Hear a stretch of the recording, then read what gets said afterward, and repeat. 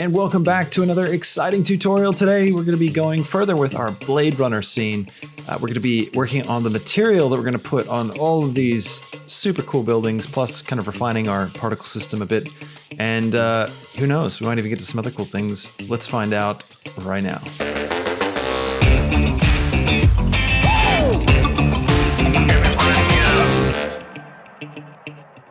Okay, so here we are in the scene that we left off last time. Now, if you remember last time, we put together our little building particles that were being generated and, then placed all over the scene here. We need to fix up some of these problems. So we've got these bits. We've made these trenches and like the sides of these buildings, and nothing's really emitting on them. So we need to fix that up first. So let's do that now. So make sure you've got city base selected. And we're going to go over to, where is it? Particles. There we go, in the particle settings.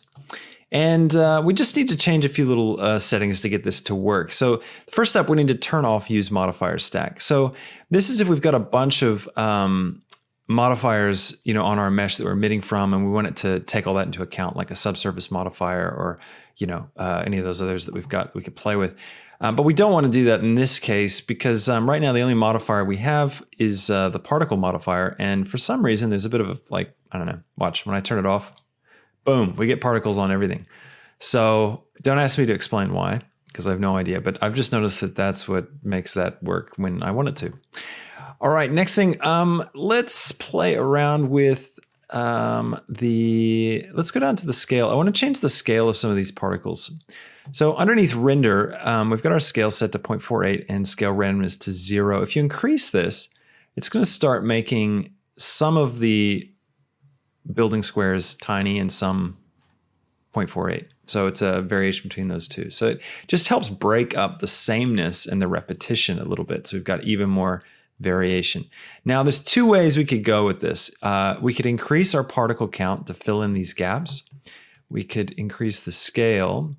Or we could, keep it the same and create a material here that has a lot of detail in it that we don't really notice that there's no particles there. You could, if you decrease the scale and increase the particles, you're going to get a really cool result, but it's going to just cause your computer to crank. Like it's really tough on the machine. So I'm going to, for the sake of speed and doing these tutorials, speed's pretty important.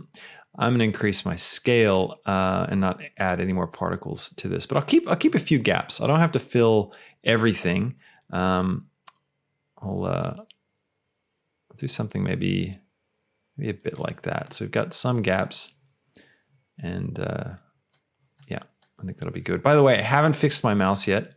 So if you watched last episode and you heard me complaining about the sticky mouse, it's still sticky. So I'm going to keep complaining about it. That's going to be really annoying for you. Okay, a thing we can do is rotation. So if I get a good view here and I turn on rotation, we could set it to different things, and it's going to orient the particles in different ways. And some of these results aren't great. Like, that's just turned everything on its side. You could use this. Like, I'm looking at this going, all right, depending on the view, it still kind of works. It creates a different vibe, even though we didn't intend for it to be this way. Normal tangent is going to change things a little bit. Now we're just getting a few of these little towers sticking up, and a lot of them are going this way. I feel like, if I look at this, I can tell, oh, look, some of these particles are on the side. So it kind of breaks down the effect. I mean, you could get away with it maybe if you increase your scale way up and, just hit everything. And now I've got this like super dense, city thing. And if we never show a view that gives it away, then you might be all right. Yeah, like that's all right. Like if I look at that rendered, I've got it set to Eevee at the moment. Like that's passable. But some of these here, like I can see these things here, the towers, and it just looks to me like the particles are on their side. So I think we could really use this. So I'm just going to switch it back to, see, we're set to velocity hair. I'm going to put it to none, and I'm going to change my scale back down so that we've got some gaps. Things aren't too huge, and I think that looks pretty cool. Back to solid just to speed things up. All right, cool. All right, let's get a material working on these guys, and then we can play a bit more with it. We might even try adding a little more detail to some of these, depending on how things look once we get the material going in it. Let's take the city collection, and we're just going to turn it off. And we're going to turn our city tiles back on and go find them. Turn my selection view back on. I'm going to select something. I'm going to hit the full stop key just to focus in on it, and we will focus in on. Let's focus on one of these with the towers. To create this material. Okay, I'm going to split my view. I'll split it this way because why not? Variety, it's the spice of life. Let's switch to the shader editor and we're going to create a new material. So with the guys selected, we're going to go over to the material tab, click new, and we'll call this our building material. Let's go ahead and apply it to all these for now. Oops, here it is. Pop, pop, pop. Now they've all got the same one. Beautiful. And let's get started. All right, I'm going to switch to cycles for my renderer because I just like it better. And that should be good. Let's see, what is our world? Okay, we got 0 emission on our world. Let me bring that up just so we can see what's going on a bit better. I'll bring it up to 0.5 and that should help. We're getting a lot of orange, but that's from our sun lamp. You know, I might turn that off even for this bit so that we can just get a really clear view of what's going on. Just make sure. So one thing that really helps when you're trying to do materials, if you set your world and cycles to an RGB value of 0.5 for each RG and B, and that's like neutral gray, 0.5. So it's just a really great way to create materials and stuff because you've got really neutral lighting. You don't have any colors from lights. You don't have any colors from your environment. None of that stuff is getting in the way of you focusing on, you know, what you're trying to accomplish, which is create a cool material. Once you've got a cool material that works, you know, by itself, then it's, you add the lights and all the environment effects. But this is just a good tip. I'll just turn off the selection view so that we just have a real clean view, and I will get rid of those by using the N and T key. All right, let's think about this. We need to create a stripy kind of textured pattern, and there's a really good texture for doing that kind of thing, and that's going to be here under texture, and it's brick. So the brick texture, I'll just create a cube real quick. Where is it? There he is. Bring that in. So we've got something that's a bit easier to look at. And I'll put our material on this cube as well. There we go. Okay. So if I pipe this in straight out the box onto my cube, you can see what it's doing. We're getting this brick texture at the top, and on the side, it's like just kind of stretching out the final pixel. And it does the same on this side as well. And the bottom is giving us the brick. So we're just going to mess around with the values of this to create interesting, intricate, striped geometric sort of lines and grids across our building objects. And we're also going to then use some vector coordinate and some mapping nodes to change how they're laid across the object. So why don't we start by getting those in place as well? So let's search for texture coordinate. There it is. And we're going to put the, we'll actually grab a mapping node as well now. Now in the latest version of Blender 2.81, we've got this new mapping node, which is really cool. It's separated out. Things we can actually input values now for location, rotation, scale, which is very exciting. I'm going to use object, pipe it into vector, and I'll do the same here. Okay, so now we can independently affect things. You know, we can rotate, you know, how it's affected on the Y and the X and the Z, and get some crazy bits. Crazy bits. All right, let's start building. Okay, so let's go ahead and start messing with the values of the brick texture to give us something that's going to work. Now, I don't exactly know what's going to work, but we just need to find something that looks cool. And I'm thinking if I stretch out these bricks, something like this, give them a big width, we can then layer them up at different angles and stuff on the main object, and it's going to hopefully look cool. Let's start with this. So I've just increased the width a little bit.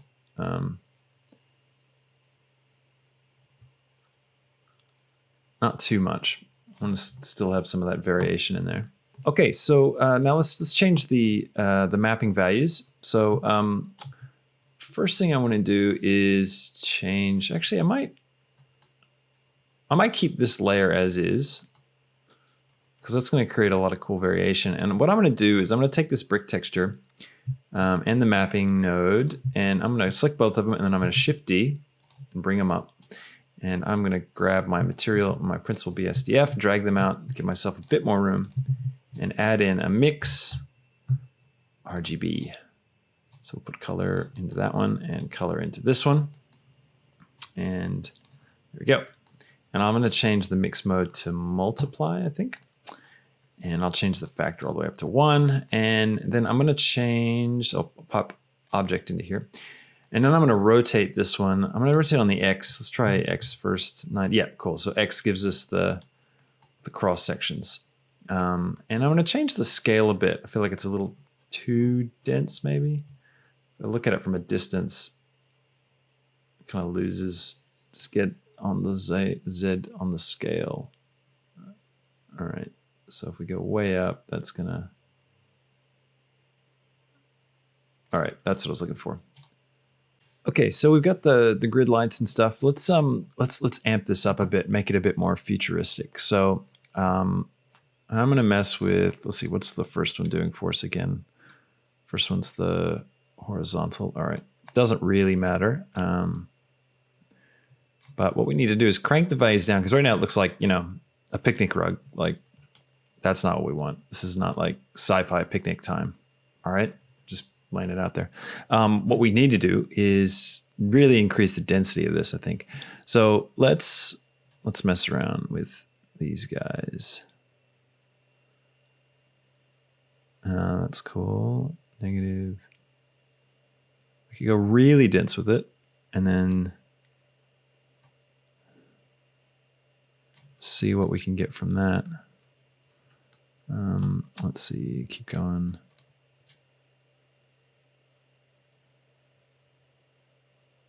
Like -10 maybe.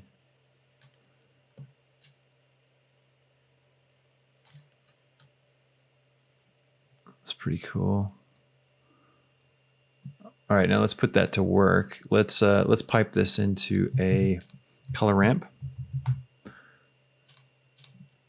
And let's start isolating stuff out. So we're gonna make things drop to black. And then we're gonna bring the white in. And I'm hoping for an effect that's gonna feel like, you know, city lights, sci-fi city lights. I mean, yeah, cool. All right, so we're starting to get some stuff. These like tall streaks with dashes, like that feels science fiction-y to me. This really is looking cool. Let's increase that. Oops. A little bit further. And I might give it a bit of color, like kind of like a goldish tint. Oh, that's cool.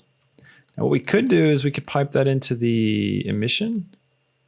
But that might cause problems for us on a big picture level with the render. But we can test that out. Let's test that out now, actually. So let's take the city tiles we'll leave them on, and I'll just turn on the city, and we'll have a look at what our city is looking like now that it's got a bit of material on it. Which this is looking pretty cool. Now let's see what happens when we pipe that into the emission.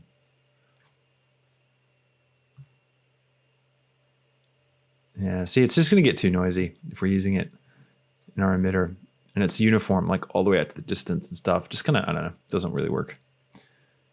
I think this looks much better. All right, cool. Looking good.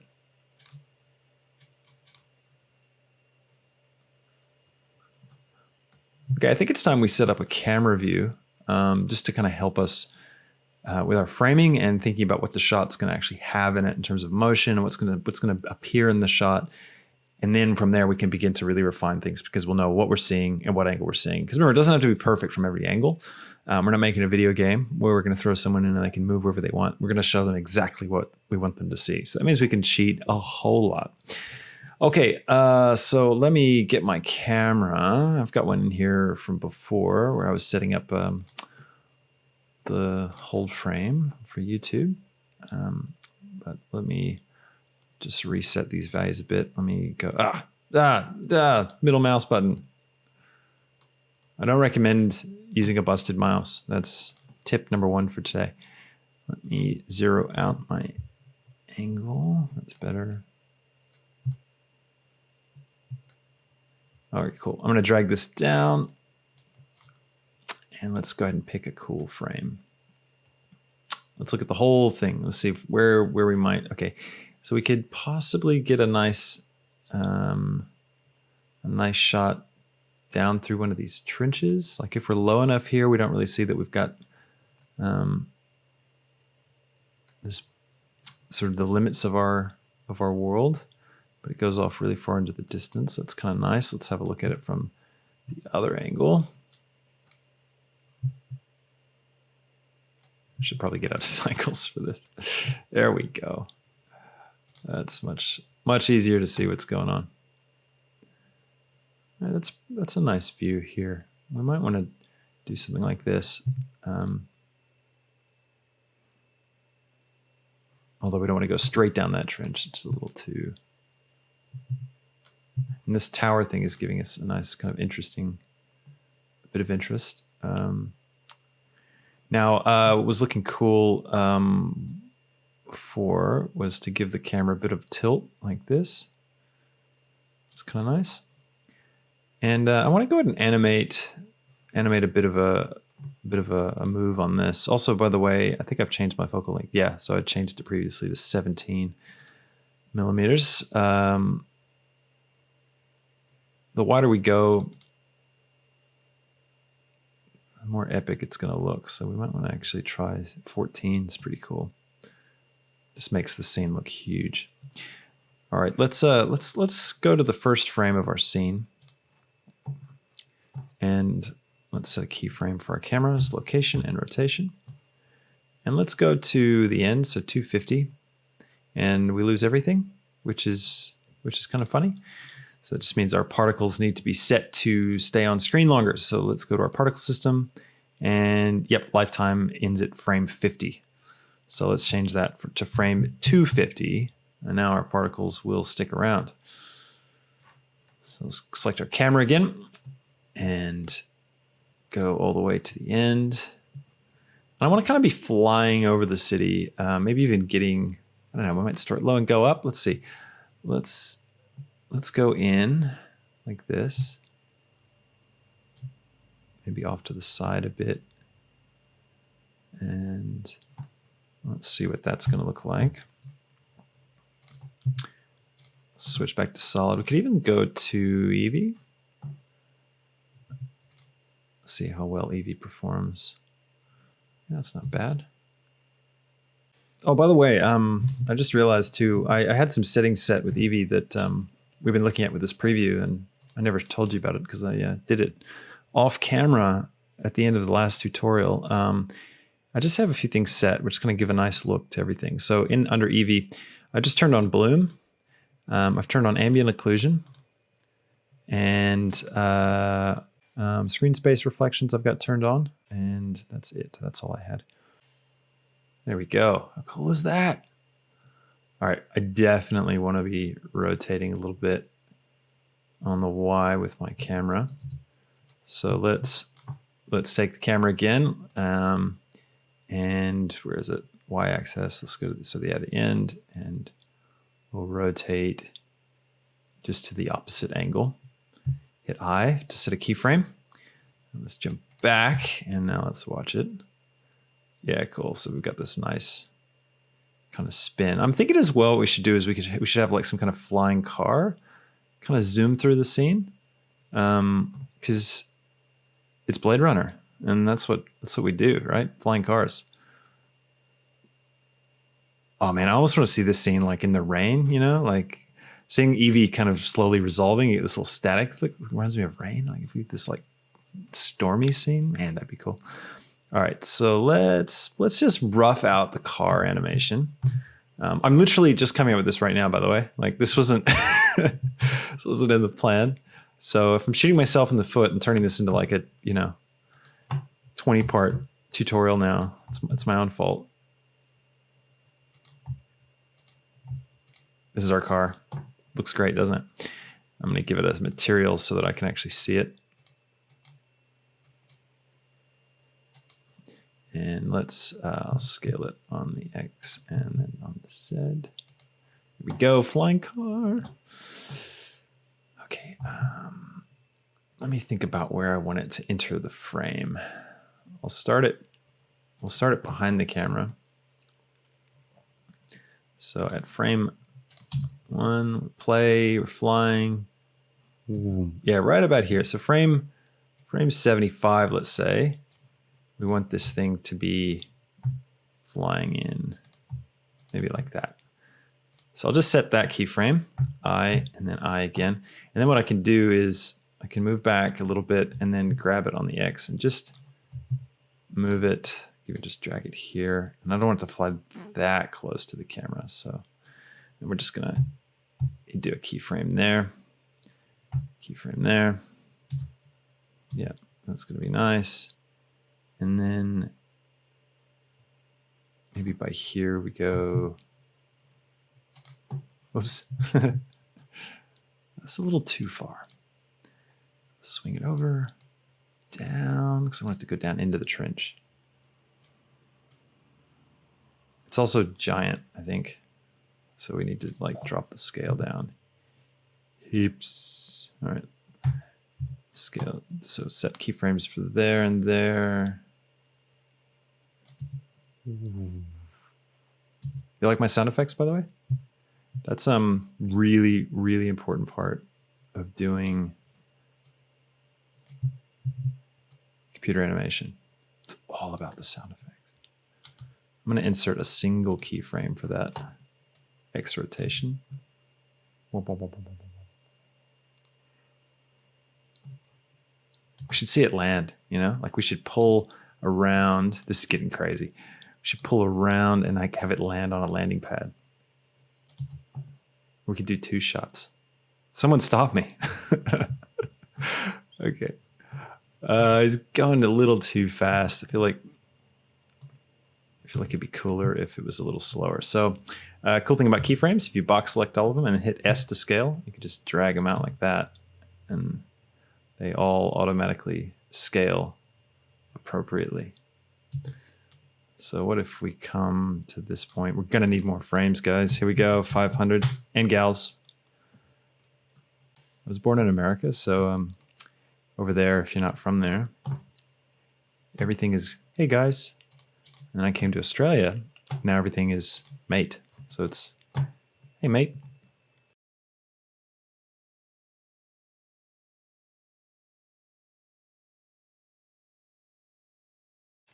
Here we go. So we fly and it goes here. Okay, now here's what I'm thinking. We got to make this. Where's the car again? That's why you should label things. Sorry, I shouldn't be spontaneous like this because it's also in our city tiles thing. So now it's being created. I'll put it in city. All right, we're going to call this car. And I'm going to change the material so I can actually see it. Bright red. It's just temporary, don't worry. We're not going to have a bright red car in our scene. Okay, let's see if we can pull this off. I'm going to like zoom in and come around. Oh man, this car is going to have to be so much smaller. This is going to be our landing pad zone. Just here, let's see.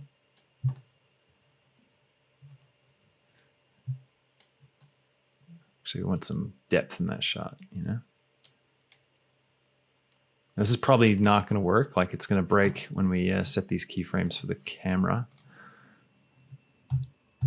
Oops. Oh, I've switched to insert single keyframes. But let's see. Oh, no.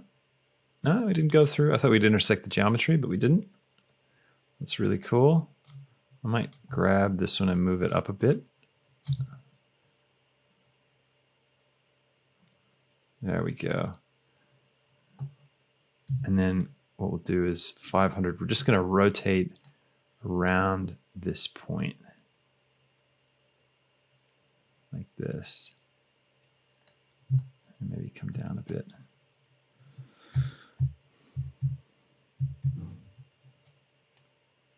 Does that do what we want? Maybe not. We'll have to refine it a little bit, but I think it's pretty cool.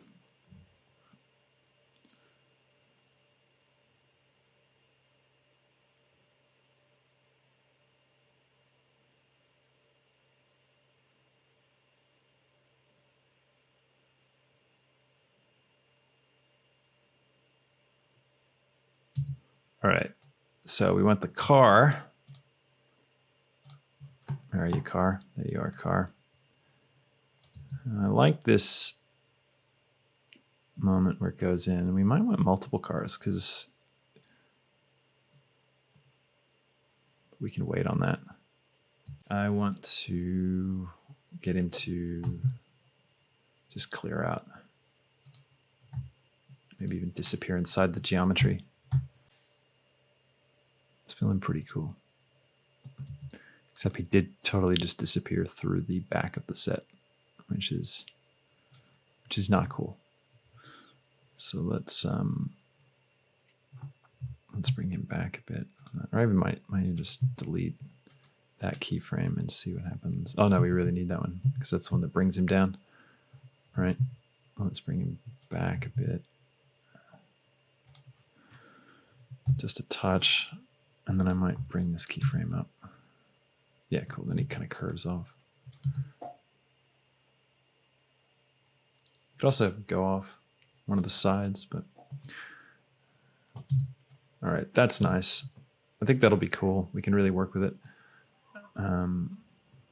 We could still have an actual proper scale car though, flying. We'll catch up with another one around here, and then swing around as it lands. So let's do that. So we use the same just simple cube object. We'll Shift D to duplicate it, and we're going to delete all the keyframes. So I'm just going to right click and clear keyframes, and oops, there he is. Grab X, bring him back. Let's actually go to where we end up here. I'm going to untick lock camera to view so I don't mess that up. And where is he? There he is.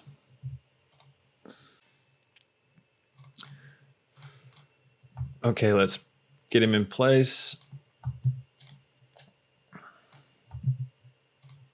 Get the right scale. I have something like sticking out of the side of the building here, just so it's in a better position in our frame.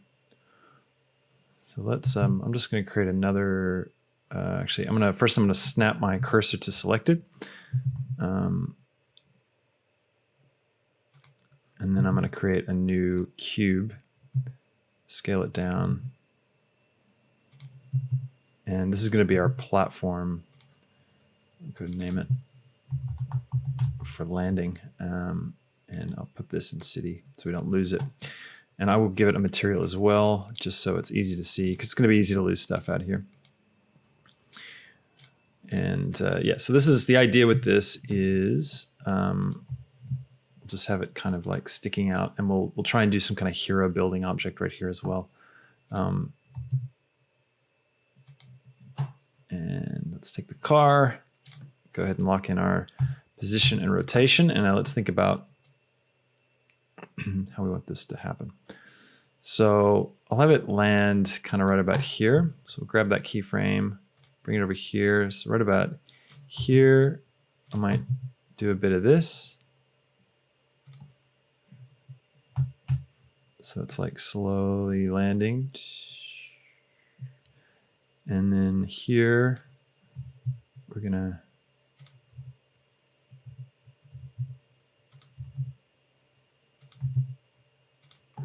kind of doing this backwards, but just because I want to think about, you know, where's my camera? What looks the coolest for each of these moments? And then what I'm going to do is I'm going to bring him right down here.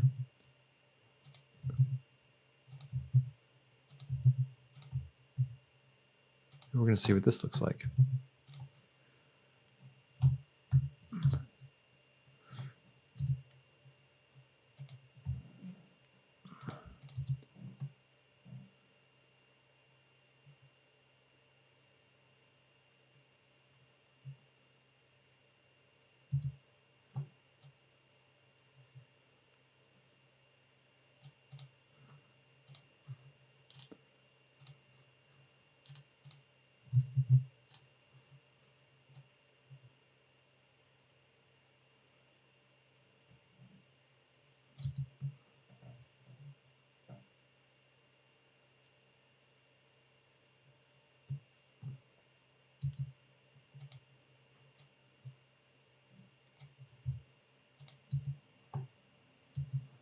So it's just not moving fast enough.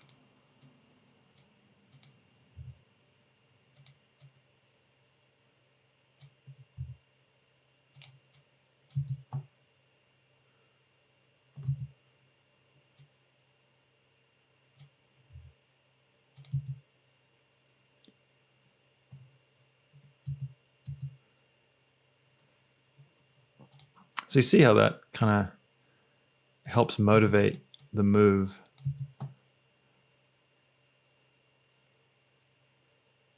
I'm only thinking about it from the point where it's out of frame. So like here, what I'll do is I'm actually gonna, there's a couple of things we could do.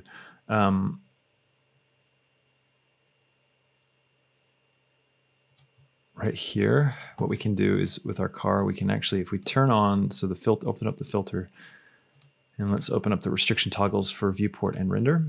And if we set a keyframe for viewport and render, and then move backwards one frame, and then turn them both off, and set another keyframe, what will happen is you won't actually show up in the scene until we want it to. So this guy flies in, we're kind of following him a little bit, and then this new one pops on and zooms into frame.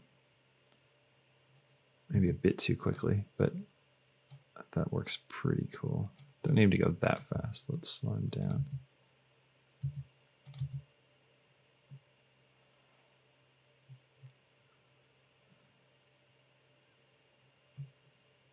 Yeah, cool.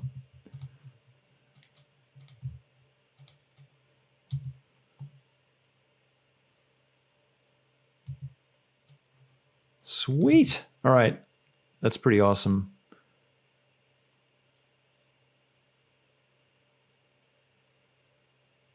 Of course, we have increased our workload, but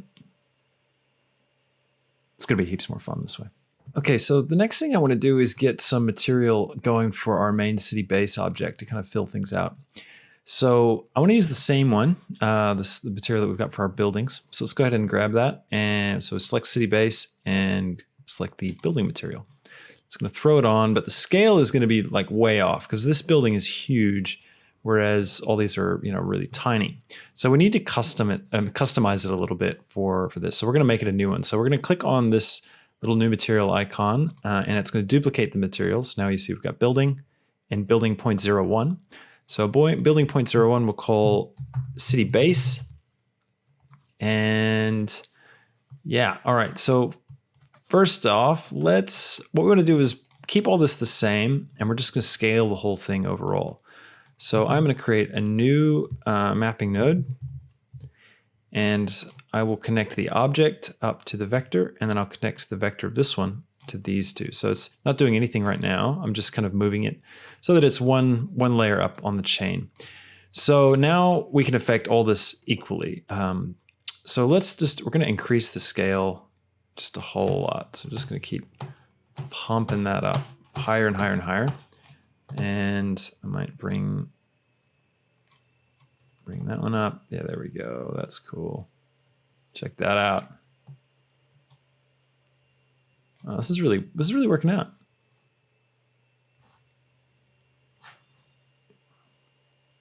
You want to go mega dense? Or not so mega dense. Kind of like that. Yeah, that looks good. Yeah, it really just ties the whole scene together, I think. Let's also add in, I want to break up, everything's so shiny and perfect. We need to break it up a little bit with some bump. So we'll do that first on this big one. And what I'm thinking is I want to have like these kind of geometric shapes, breaking it up. So like overlapping grids, more or less, something like that. Not exactly sure, but we're gonna use the brick texture again to do it. So let's, first what we'll do is we'll jump out of our camera and we'll zoom out and we'll create a cube just so we've got something to focus on. It's a bit easier. We'll assign our city base material to it.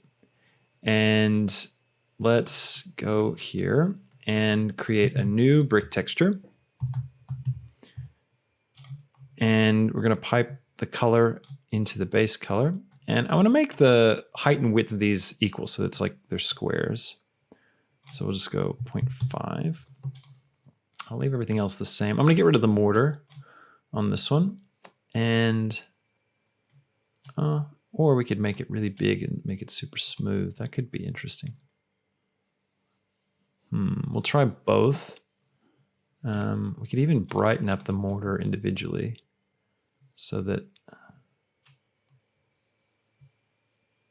it's not too extreme as a bump map. We'll try that. We'll see what happens. And let's also, we're going to need a texture coordinate, and we're going to need a mapping node.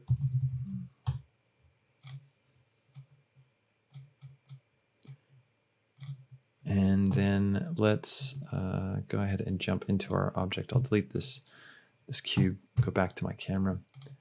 And we're going to be using this in the bump. But first, we'll keep it in the color for now so we can see it and actually figure out where it is. So I'm just going to, again, bring my scales down. Trying to find, oh, okay, that's right. We need to rotate it. So you remember how the brick texture kind of stretches down on whatever side. It's like not on every side. So we can bring it in like this. Yeah.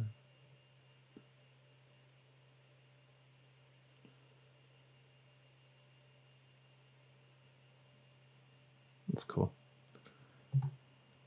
And I want to create a second one. So I'm going to keep all this. I'll select both of these. We'll hit Shift D and create a mix RGB node. And we're going to pipe the color of both of these guys into it. And then we're going to multiply them together. Turn the factor all the way up to 1. So we're doing it completely. And stick that into base color. Now these are exactly the same at the moment. Well, now they are. And I'm just going to shift one of these. So I'm going to move this bottom one. I might turn down the factor a little bit. Let's see what happens when we move it around.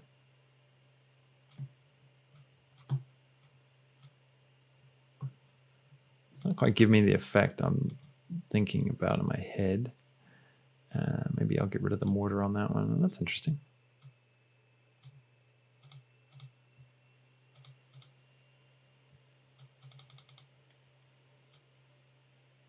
Ah, there we go. That's what I wanted to do. I wanted to offset these. I might bring the mortar back in. Yeah, I'm not so sure about the mortar.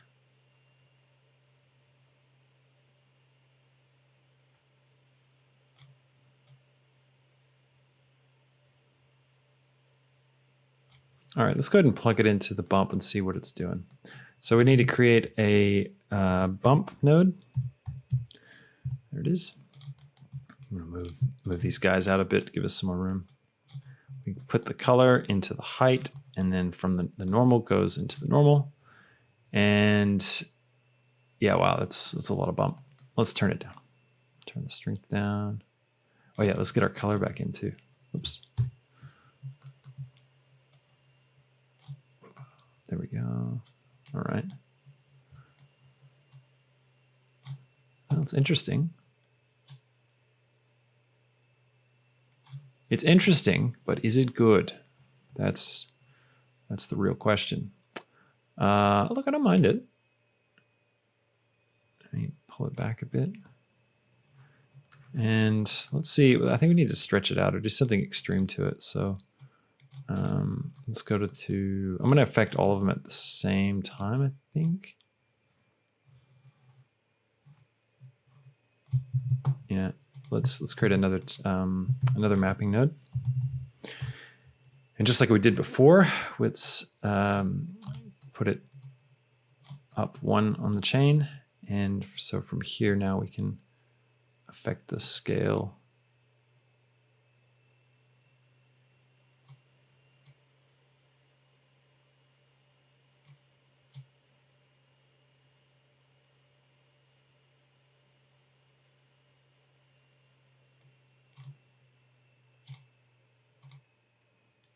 Well, that's kind of cool.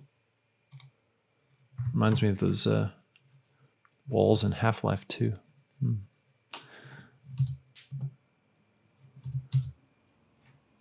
Yeah, so it's doing cool stuff like in here now with the gaps that we had. If you hit Control Space, by the way, you can go full screen on whatever screen your mouse cursors over. So yeah, it's a bit too dense on the top, but I think our side looks pretty cool. Yeah, that looks really good. Kind of. Is it? I'm doubting myself. Let's maybe try taking the mortar off. Yeah,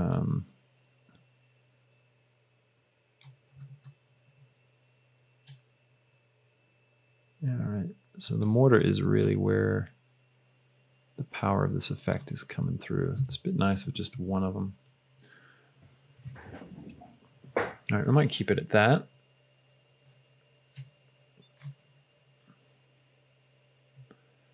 Yeah, I think that's better. All right, and then let's put the same kind of thing onto our little buildings.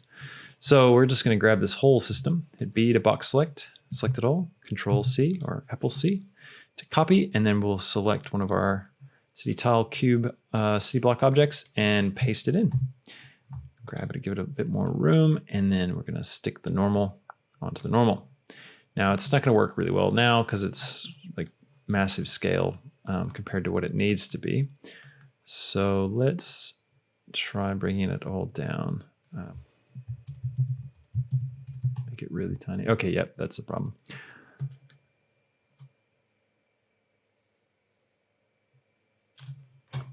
All right, now I think for these guys, I am going to get rid of the mortar.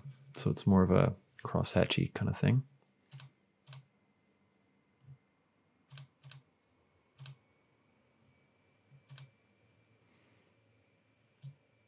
I can also bring the scale down here to 10. You can see how it breaks up our the glossy texture that we had on there, especially when we get rid of the mortar, because without the mortar, there's no sort of gradients happening. And you can see, like, let's look at one of these towers. Or here, we can just see with these buildings down here, you're getting just single lines. Whereas if we increase the mortar size, it starts to fade some of those. Maybe a little bit of it's nice for us. I think that's looking pretty good. Not super happy with how dense things are on the top here though. But the side is working so well that I don't really want to mess with it. Might even, there's a couple approaches we could do with that. I mean, since we've got this looking so good, we might want to just take the top surface of this and apply something else to it. But the other thing is, we're probably not even going to notice once we get all of our compositing effects and our atmosphere into the scene. Make that full screen again.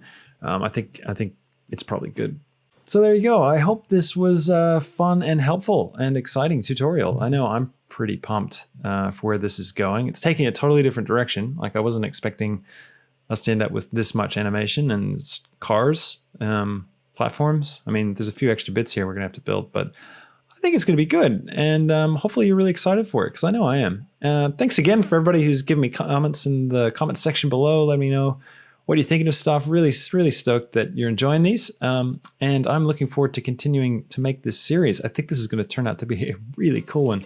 So feel free to like and subscribe if you're into this. If you are subscribed, please ring the bell so that you can get notifications to find out whenever I launch the next one. And yeah, so keep an eye out for it. Hopefully we'll be able to keep up this weekly routine of pumping these things out. So I will catch you next time. See ya.